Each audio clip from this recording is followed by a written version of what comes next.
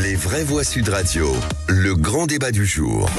Mettre comme patron de la COP28 le patron de la plus grande entreprise pétrolière et en plus d'apprendre qu'il profitait de son rôle de patron de la COP28 pour continuer à faire des contrats de GNL et de pétrole. C'est la réunion des alcooliques anonymes organisée par un caviste dans une cave. On ne mène pas la bataille du climat en signant des armistices avec ceux qui le détruisent. Il n'y a pas un citoyen normal qui comprend que ça se passe là-bas. La COP28 est devenue en réalité la conférence des lobbies. Est-ce qu'on accepterait qu'un fabricant de cigarettes organise un congrès de lutte contre le cancer? C'est absolument scandaleux. Et donc la COP28 s'ouvre aujourd'hui à Dubaï, 2 semaines de négociations avec une première décision attendue très rapidement pour compenser financièrement les pertes des pays les plus vulnérables face au réchauffement climatique. Pourtant, selon ce sondage Odexa, 80% des Français pensent que cette COP ne parviendra pas à ses objectifs, Philippe. Et vous, qu'est-ce que vous en pensez? Est-ce qu'une énième COP, ça sert encore à quelque chose? Est-ce qu'on peut attendre quelque chose d'une COP qui se tient dans une pétromonarchie? Est-ce que c'est trop tard pour limiter le réchauffement de la planète? 80% d'entre vous sont sceptiques sur l'efficacité de la COP28. Pour quelle raison? C'est un sondage qui le dit. Peu de résultats. Vous dites oui à 30%. Elle se tient à Dubaï à 31%. Vous ne vous sentez pas concerné à 24%. Et vous n'y comprenez rien pour 15%. Appelez-nous au 0826 300 300. Donc Christophe Madrol est avec nous, conseiller régional sud et président de la commission biodiversité de la région, initiateur de la COP21 de Paris. Il était présent à toutes les COP. Bonsoir, merci d'être avec nous Christophe Madrol, l'une de nos vraies voix aussi. Philippe Bilger, 28. Oui, voilà. Alors... c'est beaucoup, 28. Oui. Pardonnez ce prétendu trait d'humour, la COP est pleine ou pas?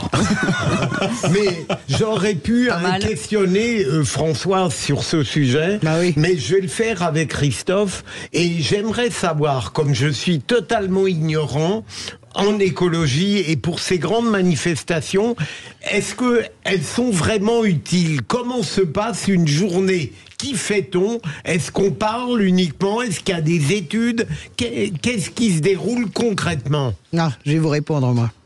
Christophe, vous répondrez parce qu'on a fait la COP 21, mais d'ailleurs, par ailleurs, je veux bien que Christophe Madrol soit extraordinaire, mais c'est pas l'initiateur de la COP. L'initiateur, c'est Laurent Fabius et François Hollande. Voilà. Ouais. Mais je voulais juste dire, Ségolène Royal. Et Ségolène Royal, bien sûr. Je voulais juste dire, moi sur la COP, et sur la question. Oui, sur la question, c'est. Alors attendez, là vous parlez tous en même temps. Alors attendez, Christophe, on fait d'abord un tour de table et ensuite on revient vers vous. D'abord, c'est énormément de travail de préparation à une COP. Ensuite, on travaille énormément dans les journées de la COP, c'est-à-dire qu'il y a des rencontres entre... COP, ça veut dire Conference of Parties. Donc ça veut dire que toutes les parties sont autour de la table. C'est le seul moment dans une année où vous pouvez mettre autour de la table des États, des financeurs, des investisseurs et des ONG. Et ça, c'est très important. Alors on peut railler sur les ONG. Moi, j'entends bien ce qu'on dit sur Dubaï, mais à un moment donné, si on n'embarque pas ces pays-là aussi, on n'y arrivera jamais. C'est le même principe que l'ONU. Si à un moment donné, on ne parle qu'entre nous, gens élégants et qui partageons les mêmes valeurs démocratiques, l'ONU ne sert à rien. Et par ailleurs, Dubaï, mais Christophe le confirmera, Dubaï, les monarchies pétrolières savent parfaitement que ça va s'arrêter, le pétrole. Et elles sont déjà en train de penser, elles aussi, à la paix pétrole. Regardez ce qu'est en train de faire avec Neomoum, là, avec son projet pharaonique, l'Arabie Saoudite. Voilà, ils sont en train de réfléchir à la paix pétrole, à l'après-gaz. Donc, honnêtement, ça me choque pas. Et oui, on bosse dans les COP, vraiment. Sébastien Ménard. Alors, moi, je vous avais parlé, je crois, la semaine passée, en vous disant que c'était d'ores et déjà un échec. C'est pas de gaieté de cœur qu'effectivement je partage le sondage que vous nous avez communiqué, c'est que on n'y comprend plus rien. C'est COP 21, 22, 23, 24, 25, 26, 27, 28 et la température monte. Et on veut, nous, je parle en français, on essaie de dépolluer la Seine pour pouvoir s'y baigner. Quand on pollue le Gange ou le Nil, vous voyez. Et en fait, la réponse, elle ne peut être que globale. Et encore une fois, les 2 plus grands pollueurs du monde, que sont les États-Unis et la Chine, sont la plupart du temps sur les grandes mesures, indépendamment des incantations politiques, des différents présidents, etc. Mais même si de gros efforts, Françoise va me dire, la Chine fait de gros efforts. Mais énorme, elle a changé à 300% son logiciel. Il n'en demeure pas moins qu'on a je l'ai dit l'autre fois, on a quasi un siècle d'avance par rapport à ce qu'on avait décidé sur l'accord de Paris sur le climat. Enfin, vous voyez, on a un siècle d'avance dans le pire. Mais si, 77 ans. 77 ans. Mais si, le vrai chiffre, c'est ça. Attendez, je vais au bout, Françoise, s'il vous plaît. Bon. C'est ça la réalité. Donc aujourd'hui, on en est à se poser la question, à quoi sert cette COP28 si on n'a pas des mesures coercitives prises, adoptées, acceptées et implémentées dans nos modèles de vie auprès de 183 partis, ce qui n'est pas possible. Et on le sait que c'est pas possible. On l'a fait en 2015, avec des résultats qu'on connaît. Mais ça n'a rien à voir. En tout cas, les gaz à effet de serre sont réduits. Qu'est-ce que tu racontes? La température, vous ne pouvez pas juger un échec sur la température. Christophe Madrol, la température monte dans le studio. Christophe Madrol, pour répondre, vous qui êtes vraie voix ou 3 vraies voix? Oui, rapidement, Sébastien, les COP sont utiles parce que, comme le disait Françoise tout à l'heure, c'est des moments où l'ensemble des partenaires, qu'ils soient financiers, les États, les ONG, se posent, parlent ensemble et prennent ensemble des décisions et des orientations. Et Françoise l'a dit tout à l'heure, bien évidemment, lors des accords de Paris, il y a eu un travail énorme qui a été fait par l'ensemble des pays, la Chine y compris, les États-Unis y compris. C'est vrai qu'on a eu l'époque un peu compliquée avec Donald Trump, mais aujourd'hui, le nouveau président américain se remet à travailler. Les Chinois sont présents, les Indiens sont présents. Quand on parle de décarbonation aujourd'hui de transport maritime, c'est un effet des accords de Paris. Il a fallu 10 ans pour pouvoir mettre en place un peu plus effectivement, pour pouvoir mettre en place une vraie stratégie de décarbonation du transport maritime. Aujourd'hui, je vous disais l'année dernière qu'il y avait l'émergence des pays africains. Aujourd'hui, les pays africains sont présents à toutes les tables de négociation où ils n'étaient pas présents avant. Absolument. Donc moi, je suis un éternel optimiste et je pense que les COP, comme l'ONU, sont utiles parce que même si on n'est pas d'accord, se mettre autour de la table et donner des orientations stratégiques, ça nous permet de pouvoir faire baisser les effets de serre. Et nous l'avons vu, Françoise a raison de le dire, nous avons vu que la courbe était tangente. Aujourd'hui, les gaz à effet de serre sont en diminution partout sur la planète. Absolument. Oui, Sébastien, les premiers pollueurs sont les Américains et sont les Chinois, mais aujourd'hui, ils sont autour d'une table et il faut pouvoir influencer ces pays à mettre en place des vraies orientations qui nous permettent de pouvoir nous réjouir. Et je suis persuadé, et je prends le pari avec vous, Sébastien, qu'il y aura des annonces qui vont être faites à cette COP28 que nous n'avons pas eu à la COP27. Philippe Bilger. Mais Christophe, pardon pour mon interrogation très naïve, j'entends bien le bénéfice qu'on peut tirer d'une réunion comme ça, quasiment universelle, mais est-ce qu'il n'y a pas des pays qui ne sont pas eux-mêmes encore conscients des risques de tous les fléaux que vous évoquez là? Est-ce que... Non? Aucun pays, enfin pardon Christophe, répondez, il n'y a plus aucun pays qui n'a pas la conscience du risque climatique. Déjà en 2015, Christophe s'en souvient, c'était déjà flagrant. On avait des réunions avec les Australiens qui disaient on a tout foutu en l'air avec notre corail. On avait des réunions avec la Turquie. C'était déjà incroyable en 2015. Mais maintenant, moi j'en ai fait 2 en suivant, mais Christophe en a fait beaucoup plus. Mais maintenant, il n'existe pas un seul pays au monde, sauf peut-être la Corée du Nord, elle le dira pas. Mais je veux dire, qui n'a pas conscience que c'est notre vie d'espèce humaine et notre vie, bien sûr, de la biodiversité qui est véritablement en danger. Ça, moi, cette conscientisation, on l'a gagné. Ça, on l'a gagné. La question aujourd'hui, Philippe, c'est le financement. C'est la question du financement. Qui paye pour qui?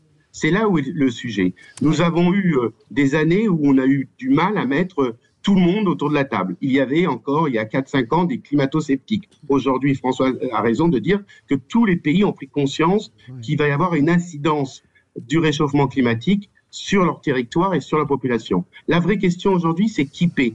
Et la première résolution qui a été prise à l'ouverture dans ce pays, on s'y attendait pas, personne ne s'attendait, effectivement, que les pays les plus riches mettent en place un fonds vert de soutien aux pays les moins riches pour pouvoir accompagner la question de la décarbonation de leur entreprise, de leur industrie. C'est ça qu'on doit porter. C'est les pays riches, à un moment donné, doivent partager parce que l'incidence qu'il peut y avoir de pays carbonés influe sur des pays qui sont en voie de décarbonation. Allez, le sujet fait beaucoup réagir au 0826 300 300, Cécile. Et c'est Lionel qui est avec nous. Lionel, vous voulez réagir? Oui, écoutez, moi, la première fois où j'ai vu que la COP28 allait avoir lieu à Dubaï, j'ai cru que c'était une annonce du Gorafi. Et j'ai dû vraiment m'y reprendre. C'est un site parodique pour ceux qui ne le savent pas. Non, mais vraiment, hein, j'ai dû m'y reprendre à plusieurs fois quand même pour être sûr que c'était une vraie info et que c'était pas une connerie. Alors, tout ce qui a été dit est plutôt vrai. Malheureusement, je pense que tant qu'on n'a pas le nez dedans, et quand je vous dis le nez dedans, c'est dans les catastrophes et dans les milliards qui disparaissent pour régler en assurantiel tous les coûts des catastrophes environnementales, on changera pas. Parce que le pétrole, c'est une énergie qui est facile d'accès, qui est peu chère, qui coûte rien. Le gaz, c'est pareil. Et tant qu'on n'a pas, en fait, si vous voulez, quelque chose qui se rapproche de ça en termes de coût, d'efficacité, une vraie alternative, vous voulez dire. En fait, ce que les gens ont du mal à comprendre, c'est la raison pour laquelle on utilise le pétrole. Mais parce que le pétrole, en fait, concrètement, c'est liquide, c'est facile à transporter, c'est peu dangereux, on a un excellent rapport, en fait, puissance-performance-prix. Donc, on n'a pas mieux que ça, en fait. C'est vraiment ça le truc. On n'a pas mieux que ça. Alors, c'est sûr que nous, en Europe, on peut essayer de faire un petit peu mieux. On peut tricher un peu. Mais les pays comme l'Inde, Brésil, Chine, tous ces pays finalement avec une population assez massive qui ont exactement tous les BRICS qui ont envie de se développer, qui ont envie d'une vie à l'occidental, on va dire, c'est-à-dire avec le confort occidental. Tous ces pays-là qui arrivent sur le marché, ils n'ont pas accès au nucléaire, ils n'ont pas accès à des énergies qui ne sont pas sales entre guillemets, mais que nous considérons comme sales aujourd'hui. Bien sûr, la Russie, l'Iran, la Chine, bien sûr que si. Enfin, Oui, sur les BRICS. Oui, sur les BRICS. Et d'ailleurs, le Brésil roule aussi à l'éthanol, au bioéthanol. Hein. C'est pas vraiment. Oui, on va dans les forêts pour planter, pour planter des trucs. C'est pas des solutions. C'est pas des solutions. Non, moi j'entends ce que je voudrais juste répondre. Je voudrais juste dire un mot à Lionel par rapport à ça, par rapport à ce que vous dites. Moi, je crois qu'au contraire, il faut faire travailler les monarchies pétrolières parce qu'elles savent elles-mêmes que c'est fini. Vous savez, vous avez la plus grande couche de gaz naturel que le Qatar et l'Iran se partagent chacun d'un côté. Vous savez, il y a ce dessin où chacun siphonne la paille. Cette immense réserve, elle a une fin. Et les États le savent parfaitement. Donc moi, ça ne me choque pas. Et par rapport à l'utilité et la décarbonation, je vous signale que la Commission européenne a décidé la fin des bagnoles avec de l'essence ou du diesel, si vous voulez, en 2035. Ça, c'est un effet des COP et c'est un effet véritablement réel. Ça veut dire qu'il faut travailler à l'alternance. Allez, on retourne au standard avec Roland qui est avec nous de Seine-et-Marne. Bonsoir Roland.